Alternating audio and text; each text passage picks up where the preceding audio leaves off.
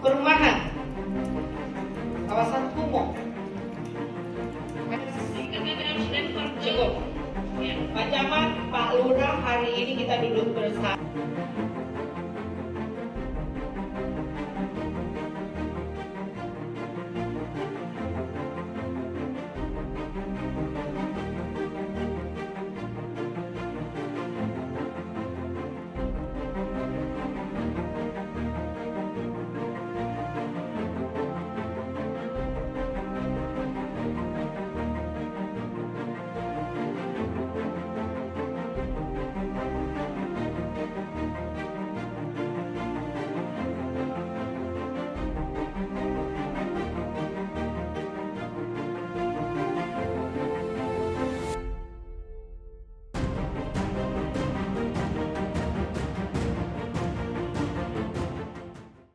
Terkait dengan memaksimalkan kembali teman-teman di pemerintah kelurahan untuk melaksanakan verifikasi dan validasi data terkait dengan penghapusan kemiskinan ekstrim di Kota Makassar tahun 2024 mendatang.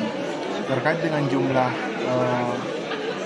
data P3KE berdasarkan data dari Kemenko PMK di Kota Makassar kita sebesar kurang lebih 16.000 KK yang ini kita petakan di beberapa kecamatan dan kelurahan, dan ini akan menjadi sumber data bagi teman-teman di pemerintah kelurahan untuk melakukan verifikasi dan validasi. Kalau wilayah yang mendominasi, Kak? Kalau yang paling besar dan masuk di zona 1 itu paling besar di Kecamatan Talo, ada beberapa di Kecamatan Talo, kemudian Kecamatan Makassar, karena ini erat kaitan dengan beberapa indikator terkait dengan akses layanan publik.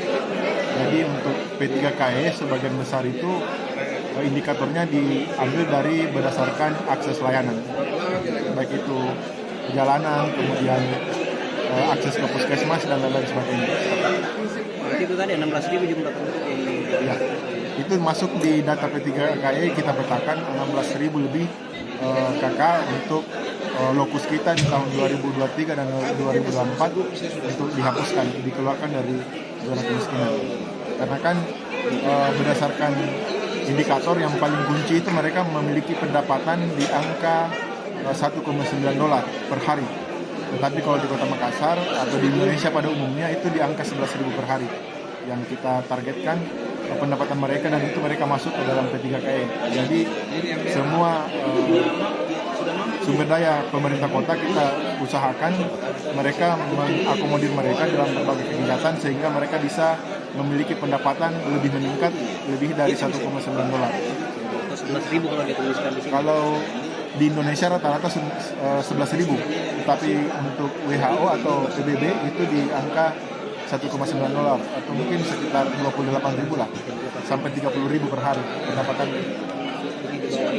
Kalau kita tahun ini kita usahakan intervensi mereka sehingga pendapatannya melebihi dari 30.000 per hari.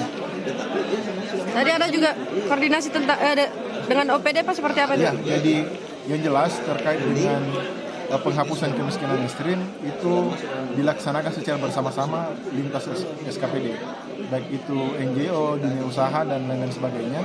Terutama bagaimana program-program yang berkaitan dengan peningkatan kapasitas, kemudian peningkatan intervensi untuk berbagai macam kegiatan yang dilaksanakan oleh masyarakat atau SKPD itu kita fokuskan di data-data tersebut.